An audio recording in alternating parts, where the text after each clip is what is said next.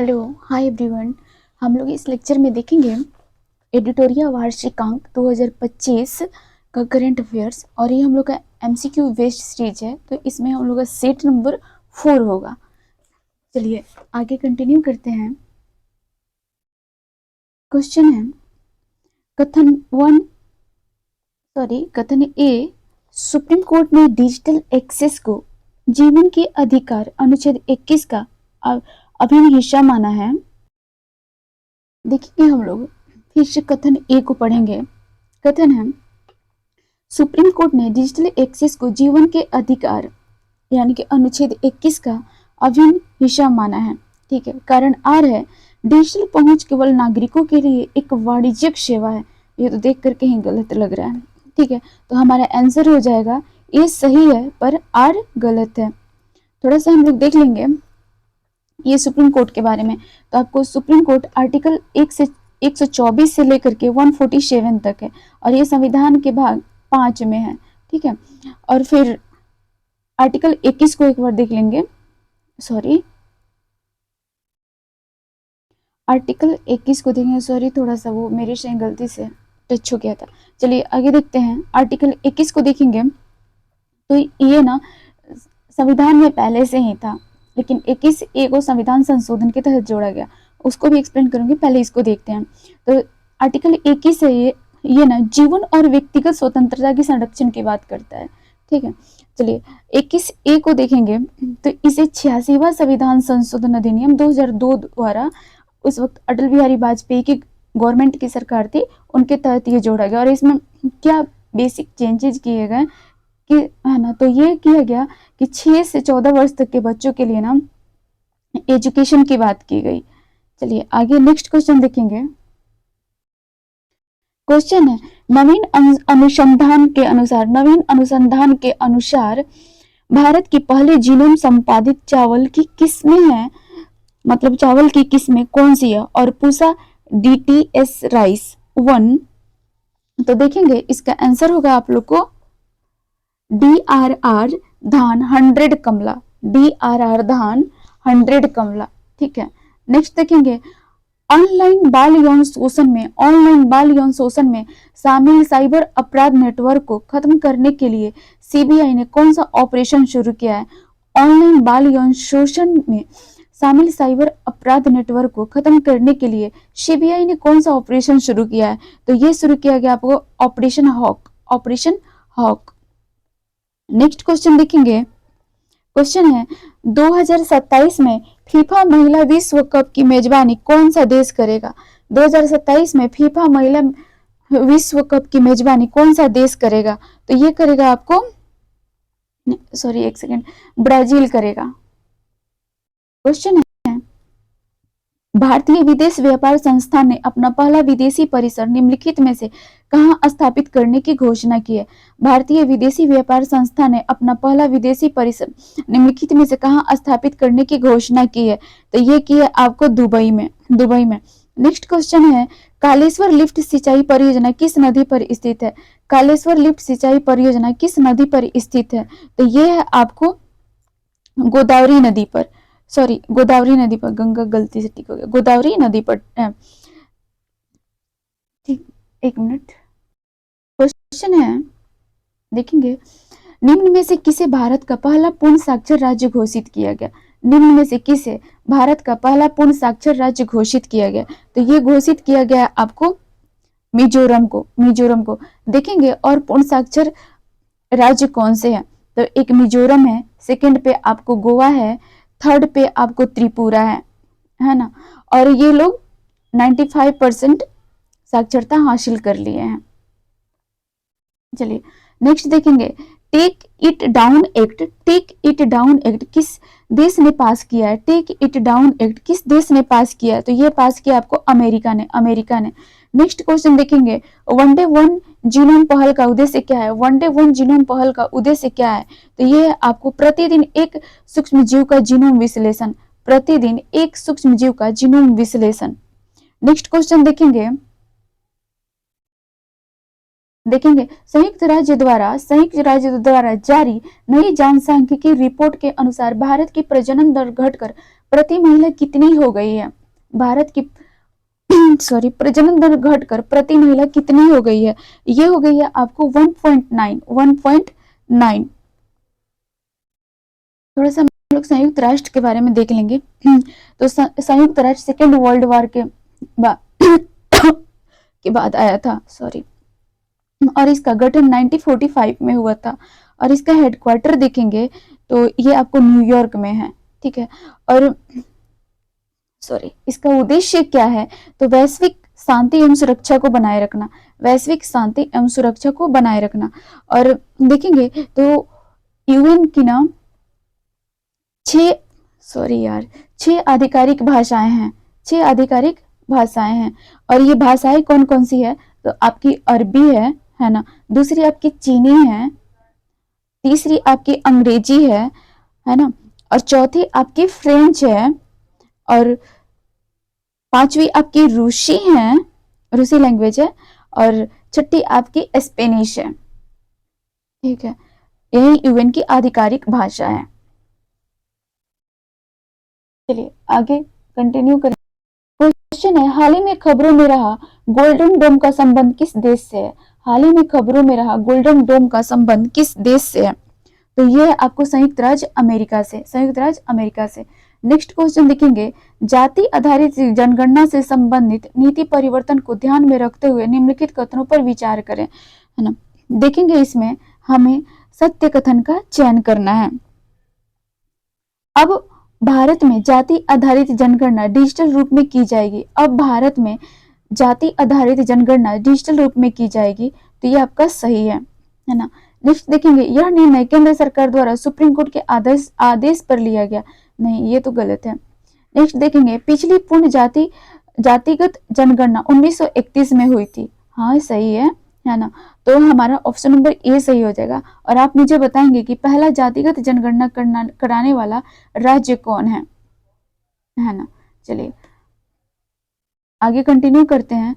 डाक विभाग ने देश भर में शैक्षिक, सांस्कृतिक, धार्मिक और सामाजिक पुस्तकों की किफायती दरों पर डिलीवरी के लिए किस नाम से डाक सेवा की शुरुआत की है, डाक विभाग ने देश भर में शैक्षिक, सांस्कृतिक, धार्मिक और सामाजिक पुस्तकों की किफायती दरों पर डिलीवरी के लिए किस नाम से डाक सेवा की शुरुआत की है, तो ये शुरू की गई है आपको ज्ञान पोस्ट के माध्यम से, ज्ञान पोस्ट के माध्यम से।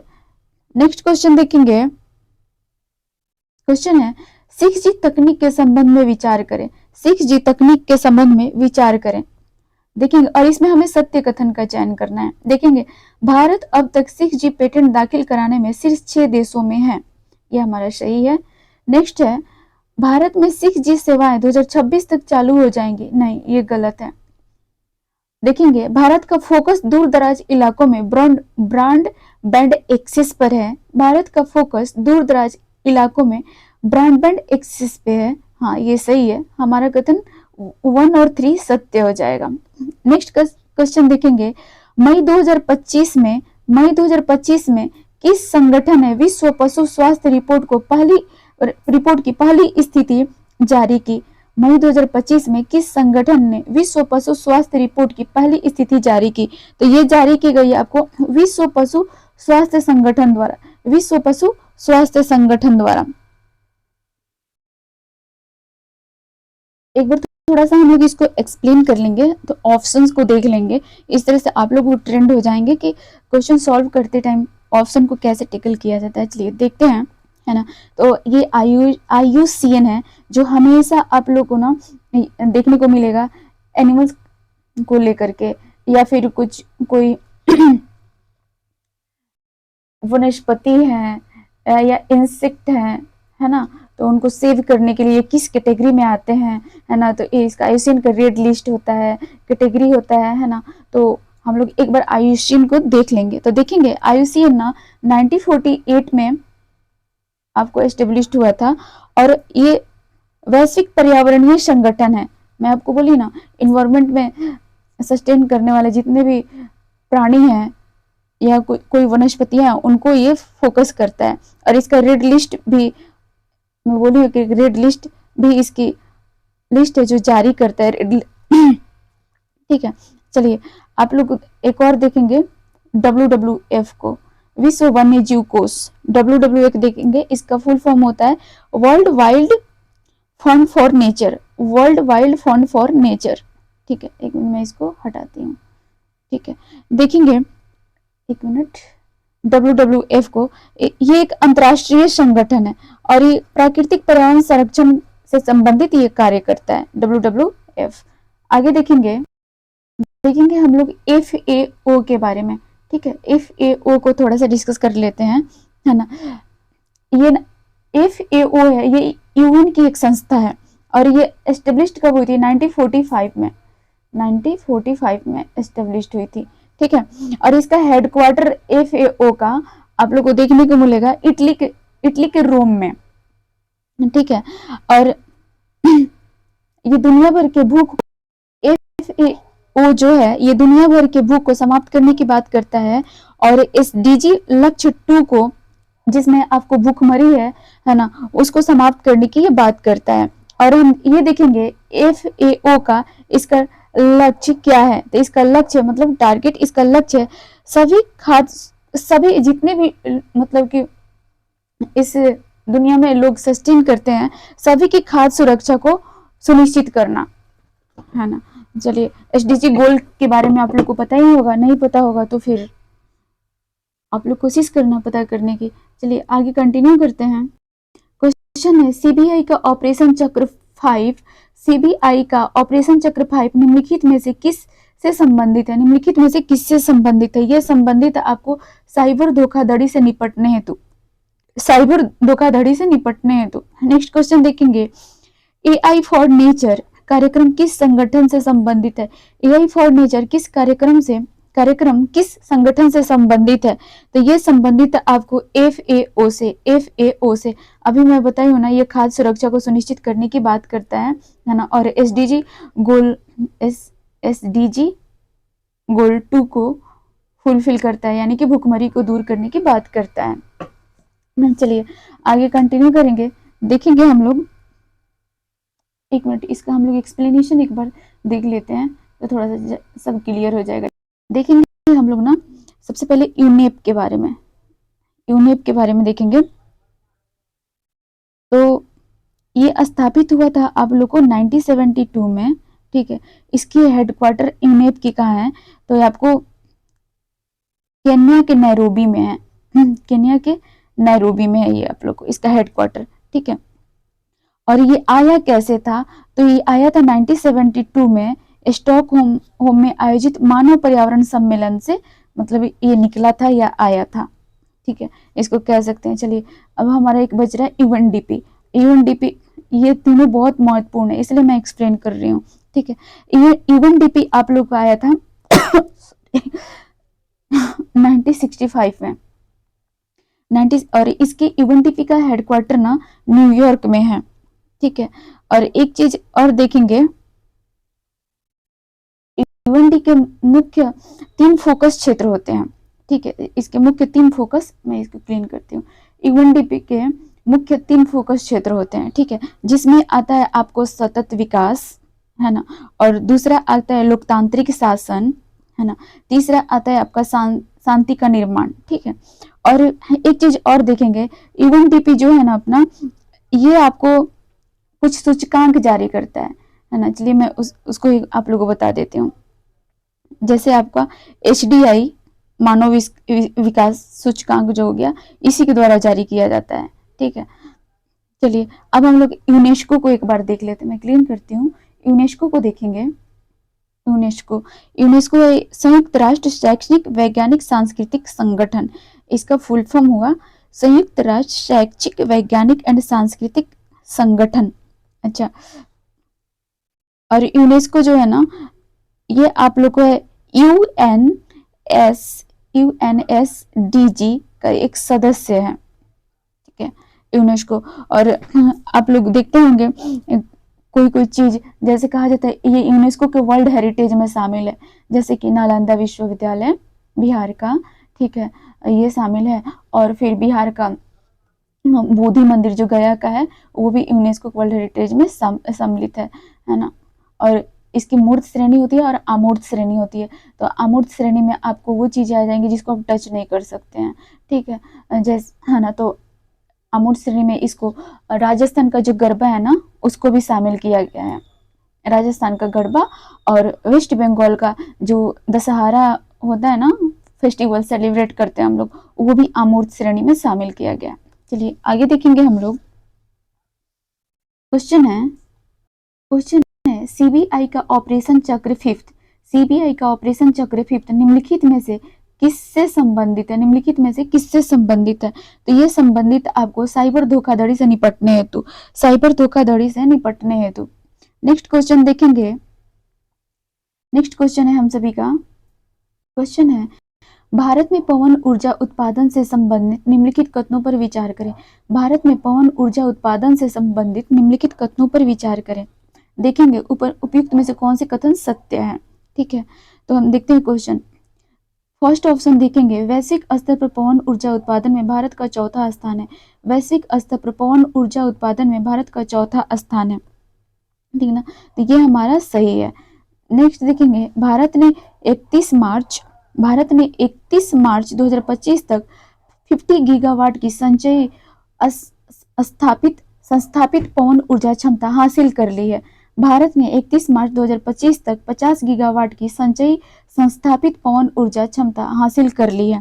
तो ये आपको हासिल कर लिया गया है। चलिए नेक्स्ट थर्ड ऑप्शन देखेंगे, भारत में सिर्फ पवन ऊर्जा उत्पादक राज्य कर्नाटक है। भारत में सिर्फ पवन ऊर्जा उत्पादक राज्य क्या कर्नाटक है? तो नहीं, ये हमारा ऑप्शन गलत हो जाएगा। इसका आंसर होगा आपको 1 और 2, 1 और 2।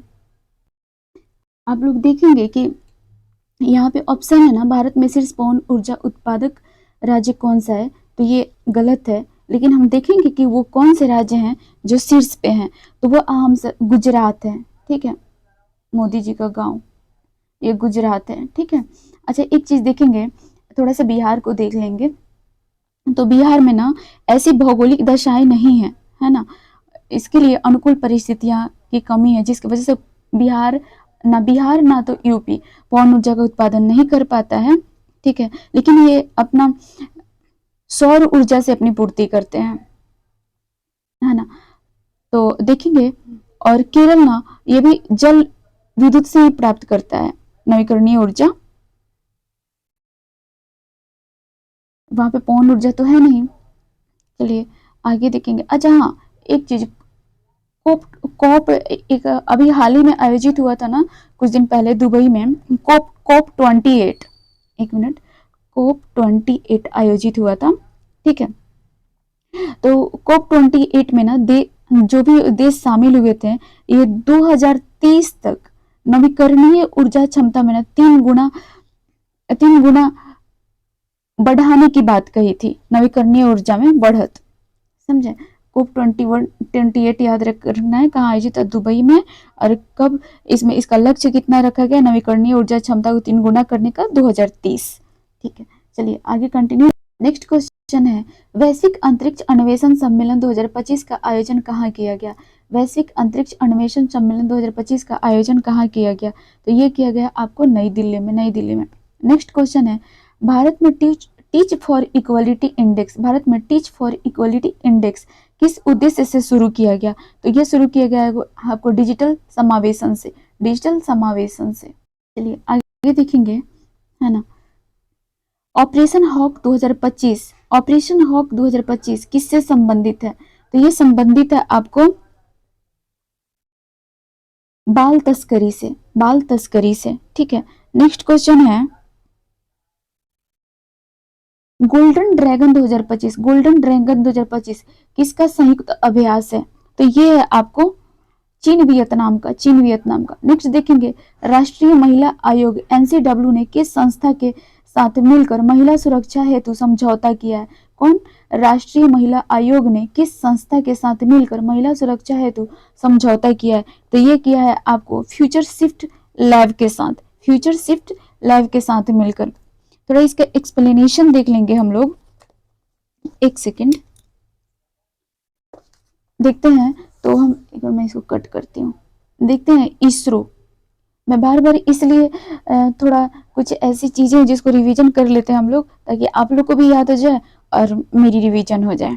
ठीक है, तो देखेंगे इसरो की स्थापना कब हुई थी। तो इसकी स्थापना सबसे अच्छे दिन 15 अगस्त, है ना, 15 अगस्त 1969 को हुई थी। ठीक है, और इसके संस्थापक कौन थे, है ना, तो इसके संस्थापक थे आपको विक्रम साराभाई, विक्रम साराभाई थे। ठीक है, और देखेंगे अभी वर्तमान में इसके अध्यक्ष कौन है, इसरो के अध्यक्ष कौन है, तो आप लोग को वी नारायणन है, वी नारायणन है। ठीक है, चलिए हम लोग एक थोड़ा डीआरडीओ को देख लेते हैं। डीआरडीओ को देखेंगे तो ये 1958 में एस्टेब्लिश हुआ था। ठीक है, और इसकी स्थापना दिवस, डीआरडीओ की स्थापना दिवस कब मनाई जाती है, तो 1 जनवरी को मनाई जाती है। ठीक है, और देखेंगे वर्तमान समय में ना डीआरडीओ के अध्यक्ष कौन है, तो समीर वी कामत है, समीर वी कामत जी हैं। ठीक है, डी और इसरो का आप लोग को याद ही हो गया, वी नारायणन है ना, वर्तमान अध्यक्ष। संस्थापक आप लोग को विक्रम साराभाई थे, और ये इसरो 1969 में एस्टेब्लिश हुआ था, और डीआरडीओ 1958 में, इससे पहले हो गया था वो, मतलब इसरो से पहले आपको डीआरडीओ एस्टेब्लिश हो गया था। चलिए आगे देखेंगे, क्वेश्चन है देश का पहला Atlas of water bodies of Bihar किस विभाग की साझेदारी से बना है। देश का पहला Atlas of water bodies of Bihar किस विभाग की साझेदारी से बना है ना, तो देखेंगे किस विभाग की साझेदारी से बना है, तो ये बना है आपको ग्रामीण विकास विज्ञान और पर्यावरण विभाग की साझेदारी से, ग्रामीण विकास विज्ञान और पर्यावरण विभाग की साझेदारी से। क्वेश्चन है,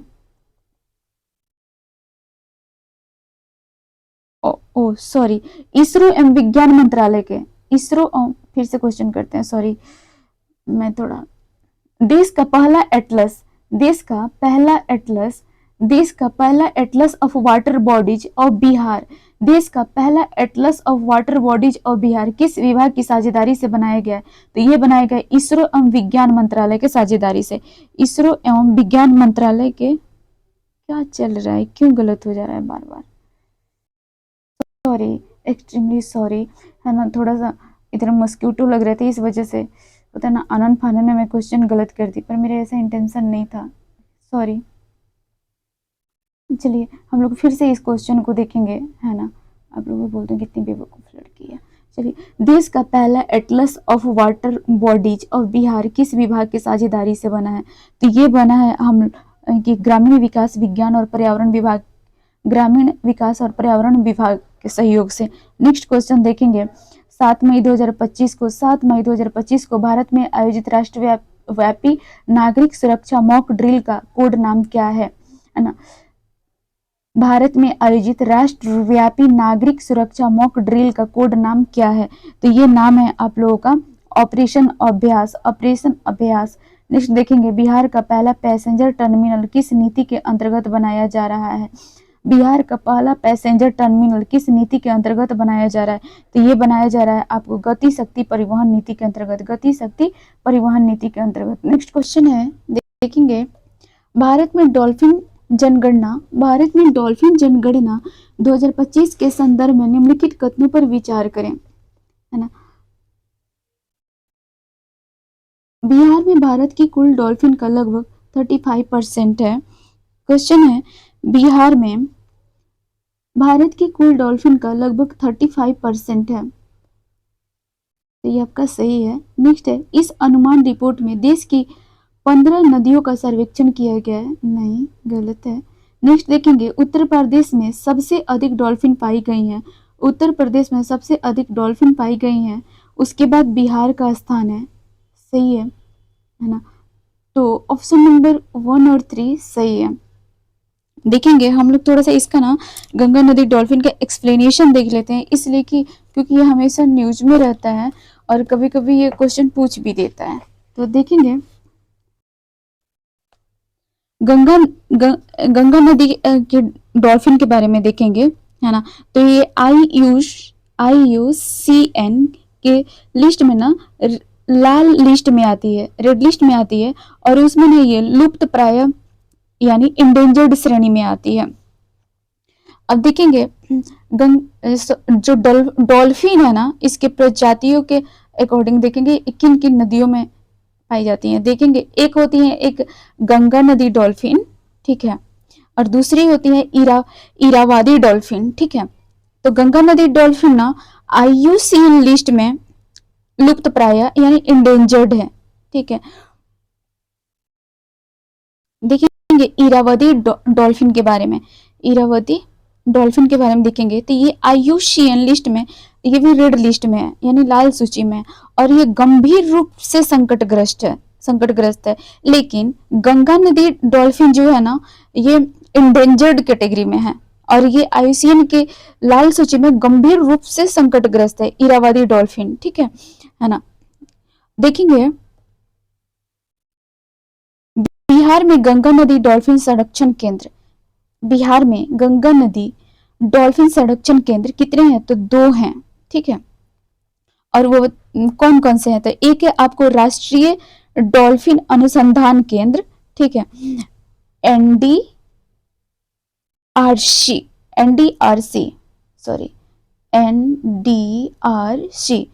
ठीक है। और ये पटना में है, राष्ट्रीय डॉल्फिन अनुसंधान केंद्र NDRC, ये पटना में है और ये वैज्ञानिक अध्ययन और प्लस संरक्षण के पर्पज से है। और दूसरा जो है ना बिहार में सेकंड, ये विक्रमशिला गंगा डॉल्फिन अभ्यारण्य है ना, VGGS, और ये देश का एकमात्र अभ्यारण्य है, मतलब भारत का एकमात्र अभ्यारण्य है विक्रमशिला गंगा डॉल्फिन, और ये कहाँ है भागलपुर में है। और इसमें डॉल्फिन की प्राकृतिक आवास की बात की जाती है, उनके प्राकृतिक आवास के संरक्षण की बात की जाती है, ठीक है। थोड़ा सा हम लोग IUCN लिस्ट के बारे में देख लेंगे। तो IUCN का फुल फॉर्म होता है इंटरनेशनल यूनियन फॉर, एक मिनट मैं इसको हाईलाइट ऑन कर लेती हूँ, international union for conservation of nature, Hindi में इसको बोलेंगे प्राकृतिक के संरक्षण के लिए अंतरराष्ट्रीय संघ है, यानी प्राकृतिक के संरक्षण के लिए यह एक अंतरराष्ट्रीय संघ है। और इसमें देखेंगे तो ये ये विभिन्न प्रजातियों के संरक्षण, उनकी स्थिति का मूल्यांकन है ना, जिनमें देखेंगे लुप्त प्राय और गंभीर रूप से संकटग्रस्त, यही सब शामिल होते हैं, है ना, विभिन्न प्रजातियों के संरक्षण के लिए, ठीक है। चलिए आगे क्वेश्चन है, हाल ही में किस भारतीय क्रिकेट ने टेस्ट क्रिकेट से संन्यास की घोषणा की है। हाल ही में किस भारतीय क्रिकेटर ने टेस्ट क्रिकेट से संन्यास की घोषणा की है तो यह की गई है आपको उपयुक्त में से एक से अधिक, यानी रोहित शर्मा, विराट कोहली, मोहम्मद शामी। आप मुझे कमेंट में बताएंगे किन के द्वारा की गई है। नेक्स्ट क्वेश्चन है, बिहार में लागू की गई 4% आरक्षण नीति के संदर्भ में कथनों पर विचार करें। बिहार में लागू की गई 4% आरक्षण नीति के संदर्भ में कथनों पर विचार करें, है ना। देखेंगे इसमें से हमें सत्य कथन का चयन करना है। कथन 1 देखेंगे, यह नीति केवल दृष्टिबाधित दिव्यांगों पर लागू होगी। यह नीति केवल दृष्टिबाधित दिव्यांगों पर लागू होगी, है ना, नहीं, गलत है। नेक्स्ट देखेंगे, यह नीति सभी 4 श्रेणियों के दिव्यांगों को शामिल करती है ना, तो यह हमारा सही है। यह नीति सभी 4 श्रेणी के दिव्यांगों को शामिल करती है, सही है। इसका लाभ राज्य और केंद्र सरकार के कार्यालयों में दिया जाएगा।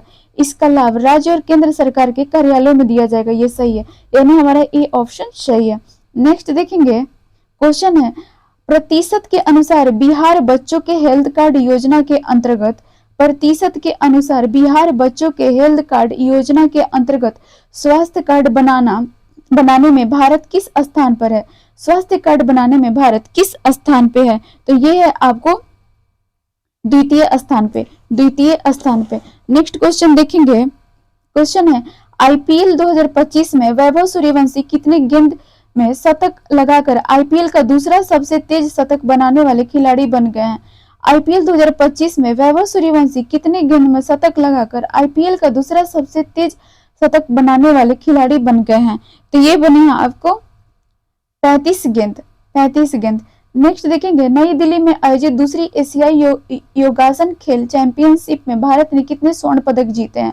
नई दिल्ली में आयोजित दूसरी एशियाई योगासन खेल चैंपियनशिप में भारत ने कितने स्वर्ण पदक जीते हैं? तो ये जीते हैं आपको 83। नेक्स्ट क्वेश्चन, 2026 में जापान में होने वाले एशियाई खेलों में कौन से नए खेल शामिल किए गए हैं? 2026 में जापान में होने वाले एशियाई खेलों में कौन से नए खेल शामिल किए गए हैं? तो ये शामिल किए गए हैं आपको क्रिकेट और मार्शल आर्ट। नेक्स्ट देखेंगे, मार्शल आर्ट तो सबको ही आना चाहिए क्योंकि थोड़ा धुलाई अभियान में काम आता है। चलिए, और लड़कियों को तो खास करके आना चाहिए। चलिए आगे देखते हैं, भारत में एमएसएमई देखेंगे, भारत में एमएसएमई क्षेत्र से संबंधित निम्नलिखित कथनों में से कौन सा कथन गलत है? ठीक है, देखेंगे इसका गलत कथन का चयन करेंगे। एमएसएमई द्वारा उत्पादित वस्तुओं का भारत के कुल निर्यात में 40% से अधिक का योगदान है। देखेंगे तो ये हमारा ऑप्शन सही है, 40% से अधिक योगदान है एमएसएमई का। देखेंगे सकल मूल्य वर्धित जीवीए में इसका योगदान लगभग 30% है। सकल मूल्य वर्धित जीवीए में इसका योगदान लगभग 30% है, ये सही है। नेक्स्ट ऑप्शन देखेंगे, वर्तमान में भारत में 8 करोड़ पंजीकृत एमएसएमई है। जी नहीं, ये बहुत गलत है। नेक्स्ट ऑप्शन देखेंगे, एमएसएमई वर्तमान भारत में 25 करोड़ से अधिक व्यक्तियों को रोजगार देती हैं। एमएसएमई वर्तमान भारत में 25 करोड़ से अधिक व्यक्तियों को रोजगार देती है। जी हाँ, ये देती हैं। तो हमारा गलत कथन सिर्फ सी हो जाएगा। एक मिनट, मैं इसको मिटाती हूँ, फिर से हाईलाइट करती हूँ, है ना। हमारा गलत कथन सी नंबर हो जाएगा। थोड़ा हम लोग एमएसएमई को देख लेंगे। मतलब सेंट्रल बजट 25-26 में थोड़ा इसमें परिवर्तन संशोधन किया गया है। तो हम देखेंगे एमएसएमई तो कॉमन होता है, चलिए एंटरप्राइजेज होता है, ठीक है। हम एमएसएमई को यहाँ पे,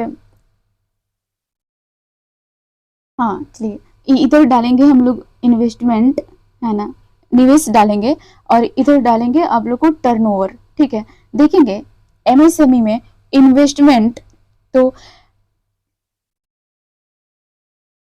आपको 25 करोड़, फिर 2.5 करोड़, इधर आ जाएगा आपका 25, फिर एम में फर्स्ट एम में आ जाएगा 2.5, इस में आ जाएगा 25 करोड़, ठीक है।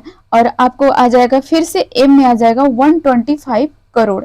और इनका टर्नओवर देखेंगे फर्स्ट एम का, तो आप लोग का हो जाएगा 10, इसको याद करेंगे 10, 100, 500, ठीक है। देखेंगे फर्स्ट एम में 10 आ जाएगा, इस में आप लोग का आ जाएगा 100 टर्नओवर, और देखेंगे सेकंड एम में टर्नओवर आ जाएगा आप लोग को 500।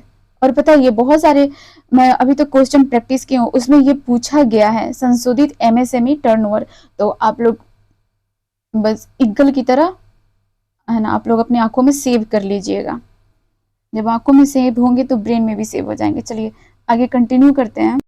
क्वेश्चन है, हाल ही में निम्नलिखित में से किस विश्वविद्यालय के शोधकर्ताओं ने एक मस्तिष्क कंप्यूटर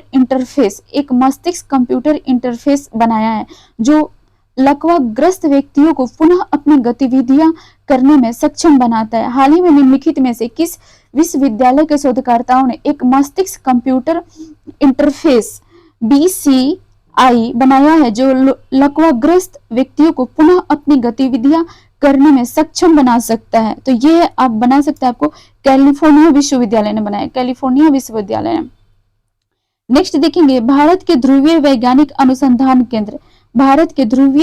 अनुसंधान केंद्र से संबंधित निम्नलिखित कथनों पर विचार करें।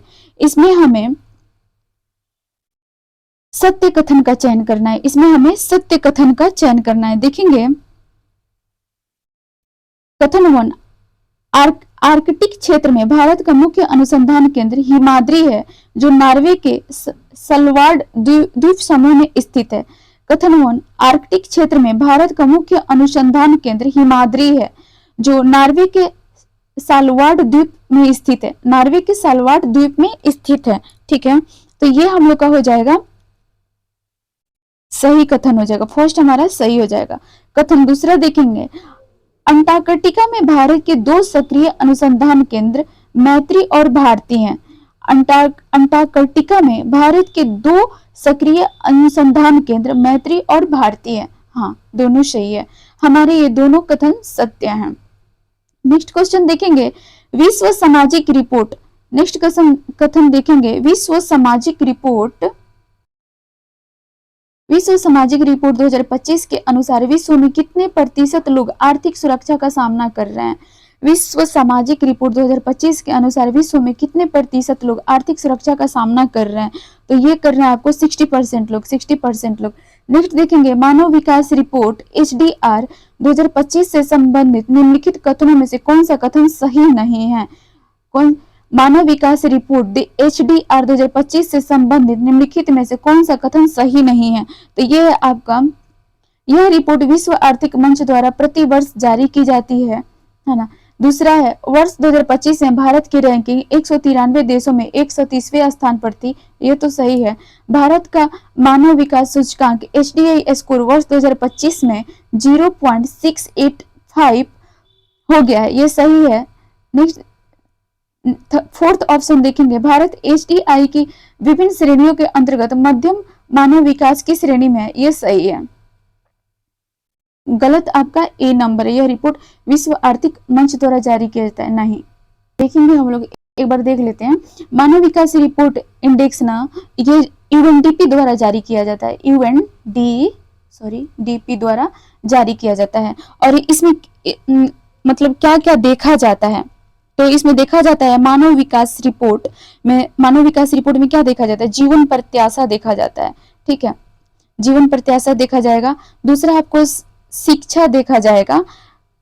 तीसरा आपको प्रति व्यक्ति आय देखा जाता है। मुख्य रूप से मतलब प्रमुख इतना ही है, जीवन प्रत्याशा, शिक्षा और प्रति व्यक्ति आय। जारी कौन करता है, UNDP जारी करता है, ठीक है।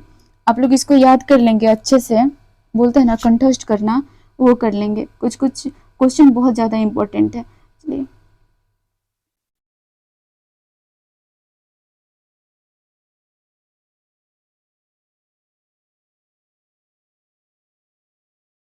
क्वेश्चन है, हाल ही में भारत के किस राज्य में पूर्वोत्तर भारत के पहले भूतापीय कुएं का सफलतापूर्वक अनावरण किया गया। हाल ही में भारत के किस राज्य में पूर्वोत्तर भारत के पहले भूतापीय कुएं का सफलतापूर्वक अनावरण किया गया, तो ये किया गया आपको अरुणाचल प्रदेश में। नेक्स्ट क्वेश्चन है, चर्चा में रहा सतलुज यमुना लिंक SYL नहर योजना किन नदियों के पानी को सतलुज और यमुना नदियों में प्रवाहित करने के लिए बनाई गई है। चर्चा में रहा सतलुज यमुना लिंक नहर योजना किन नदियों के पानी को सतलुज और यमुना नदियों में प्रवाहित करने के लिए बनाई गई है, तो ये बनाई गई है आपको रावी और ब्यास। नेक्स्ट देखेंगे, हाल ही में डॉक्टर MR श्रीनिवासन का 95 वर्ष की उम्र में निधन हो गया। हाल ही में डॉक्टर MR श्रीनिवासन का 95 वर्ष की उम्र में निधन हो गया। उनका संबंध किससे था, तो इनका संबंध था भारत के कृषि वैज्ञानिक से। ये भारत के कृषि वैज्ञानिक थे, है ना। हम सब देखेंगे कि MS स्वामीनाथन जी जो थे ना, ये छठी पंचवर्षीय योजना जो थी हमारी, उसमें ना कृषि प्रभारी के तौर पे काम किए थे। और हरित क्रांति का जो कॉन्सेप्ट है ना, ये MS स्वामीनाथन हरित है ना क्रांति के जो कॉन्सेप्ट है MS स्वामीनाथन जी ने दिए थे। उन्होंने उच्च किस्म के गेहूं और चावल की पैदावार में ना महत्वपूर्ण भूमिका निभाई थी। देखेंगे आगे क्वेश्चन है, 2025 का विश्व खाद्य पुरस्कार किसे प्रदान किया गया है। 2025 का विश्व खाद्य पुरस्कार किसे प्रदान किया गया है, तो ये प्रदान किया गया आपको मारियांगेला हंगरिया को। नेक्स्ट क्वेश्चन देखेंगे, क्वेश्चन है 2025 के अंतर्राष्ट्रीय बुकर पुरस्कार से किससे पुरस्कृत किया गया है। 2025 के अंतर्राष्ट्रीय बुकर पुरस्कार से किसे पुरस्कृत किया गया है, तो ये पुरस्कृत किया गया आपको बानो मुस्ताक को। नेक्स्ट देखेंगे, हाल ही में भारत ने किस देश के साथ एक व्यापक आर्थिक भागीदारी समझौता के लिए TOR पर हस्ताक्षर किया है। देखेंगे, हाल ही में भारत ने किस देश के साथ एक व्यापक आर्थिक भागीदारी समझौता CEP के लिए TOR पर हस्ताक्षर किया है, तो ये किया गया है चिल्ली के साथ, चिल्ली के साथ। नेक्स्ट क्वेश्चन देखेंगे, हाल ही के दशकों में प्रचलित शब्द ऑरेंज इकोनॉमी का संबंध निम्नलिखित में से किस क्षेत्र से है? हाल के दशकों में प्रचलित शब्द ऑरेंज इकोनॉमी का संबंध निम्नलिखित में से किस क्षेत्र से है? तो ये है आपका आर्थिक मूल्य उत्पन्न करने के लिए व्यक्तिगत संरचनात्मक कौशल विकास और बौद्धिक संपदा पर निर्भर करने वाले उद्योग, है ना। यह आपके आर्थिक मूल्य उत्पादन करने के लिए व्यक्तिगत संरचनात्मक कौशल विकास और बौद्धिक संपदा पर निर्भर करने वाले उद्योग, है ना। नेक्स्ट देखेंगे, land ports authority of India ने सीमावर्ती भूमि बंदरगाहों पर बैंकिंग सुविधा को उन्नत करने के लिए किस बैंक के साथ एक समझौता ज्ञापन पर हस्ताक्षर किया है? बैंकिंग सुविधा को उन्नत करने के लिए किस बैंक के साथ एक समझौता ज्ञापन पर हस्ताक्षर किया है? तो ये किया है आपको स्टेट बैंक ऑफ इंडिया के साथ, नेक्स्ट क्वेश्चन देखेंगे, क्वेश्चन है, WHO द्वारा विश्व की पहली वैश्विक महामारी संधि कब और कहां अपनाई गई थी? WHO द्वारा विश्व की पहली वैश्विक महामारी संधि कब और कहां, किसके द्वारा अपनाई गई थी, है ना, कब और कहां अपनाई गई थी? तो ये अपनाई गई है आपको मई 2025 जिनेवा में। अब तक तो आप लोग को याद ही हो गया होगा WHO का गठन कब हुआ था? तो ये हुआ था आप लोग को 1948 में। इसका हेडक्वार्टर देखेंगे तो जिनेवा स्विट्जरलैंड में है। चलिए आगे कंटिन्यू करते हैं। क्वेश्चन है, भारतीय प्रवासी समुदाय के लिए सेवाओं को आसान बनाने हेतु मई 2025 में नए OCI पोर्टल का उद्घाटन किसने किया है? तो ये किया गया है आपको अमित शाह जी के द्वारा। आप लोग हमें बताएंगे कि प्रवासी दिवस कितने डेट को मनाया जाता है और इस बार की प्रवासी दिवस की थीम क्या है? क्योंकि मैं इसके पिछले वीडियो में ना ये सारा रिवीजन करवाई हूँ, तो इसलिए मैं बताऊंगी तो नहीं, है ना। और गांधी जी साउथ अफ्रीका से रिटर्न इंडिया कब आए थे? और उन्हीं के आगमन के याद में ना प्रवासी दिवस सेलिब्रेट किया जाता है। और इस बार इंडिया से कितने लोगों को प्रवासी दिवस के शुभ अवसर पे सम्मानित किया गया, ये भी बताएंगे आप सभी। नेक्स्ट क्वेश्चन देखेंगे, भारत के समुद्र तट की लंबाई आधिकारिक तौर पर 1970 के दशक में दर्ज 7516.60 किलोमीटर से बढ़कर अब हो गई है, जैसे कि भारत सर्वेक्षण के आंकड़ों से पता चलता है। देखते हैं अब भारत का जो समुद्र तट है वो कितना वृद्धि किया है। तो ये वृद्धि किया है आपको 11,098.81 किलोमीटर। 11 अब मतलब हो गया है, बढ़कर हो गया है 11,098.81 किलोमीटर। देखेंगे हम लोग थोड़ा सा इसको ना एक्सप्लेन कर लेते हैं, है ना। आप लोग हमें कमेंट में बताएंगे कि इंडिया के तटीय राज्य कितने हैं, ठीक है, इंडिया के हमारे कोस्टल स्टेट कितने हैं। और चलिए और बाकी चीजें तो मैं बता ही रही हूँ। ये आपको तटीय क्षेत्र 7,516 किलोमीटर है, ठीक है। और सबसे लंबा तटीय राज्य देखेंगे तो हम लोग को गुजरात है। वो कितना है? तो 2340 किलोमीटर रेंज में फैला हुआ है, 2340 किलोमीटर रेंज में फैला हुआ है ना। और उसके बाद देखेंगे गुजरात, फर्स्ट तो गुजरात है, उसके बाद आपको तमिलनाडु आ जाएगा, फिर आपको थर्ड स्थान पे आंध्र प्रदेश आ जाएगा, ठीक है। और फोर्थ स्थान पे ना वेस्ट बंगाल आ जाएगा, है ना। और फोर्थ स्थान पे जब वेस्ट बंगाल आएगा तो इसके कितने किलोमीटर है? ये आपके 721 किलोमीटर है, ठीक है। हाँ, एक चीज और जो हम लोग रिवीजन कर लेंगे, भारत का सबसे छोटा तटीय राज्य कौन है? तो वो आपको गोवा मिलेगा, ठीक है, गोवा है आपका। और हमें आप जरूर कमेंट में बताएंगे कि भारत के तटीय राज्य कितने हैं, है ना। आपके बहाने मेरी भी रिवीजन हो जाएगी। चलिए आगे कंटिन्यू करते हैं, देखते हैं। हाल ही में जारी डॉल्फिन अनुमान रिपोर्ट के अनुसार बिहार की नदियों में कुल डॉल्फिन की संख्या कितनी है ना।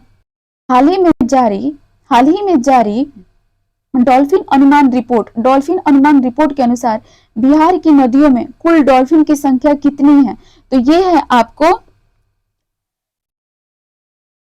2220 यानी 2220 है, 2220 है। इंडिया में एक गंगेटिक डॉल्फिन होती है, एक इरावदी डॉल्फिन होती है, और बिहार में ना 2 डॉल्फिन संरक्षण केंद्र स्थापित किए गए हैं। अभी मैं जस्ट इसी क्लास में बताई हूँ मैं, और आप लोग मुझे बताएंगे अगर आप लोग को याद होगा, या फिर कोई बात नहीं पीछे बैक जा करके देख लेंगे, तो वो दोनों डॉल्फिन संरक्षण केंद्र कौन से, एक अभ्यारण्य है, वो अभ्यारण्य जो है ना भारत का पहला डॉल्फिन अभ्यारण्य है, ठीक है। चलिए, और हम मुझे बताएंगे IUCN के रेड लिस्ट में गंगेटिक डॉल्फिन किस कैटेगरी में आती है, और इरावदी डॉल्फिन जो है ना वो किस कैटेगरी में आती है ना। चलिए, थैंक यू, मिलते हैं नेक्स्ट वीडियो में।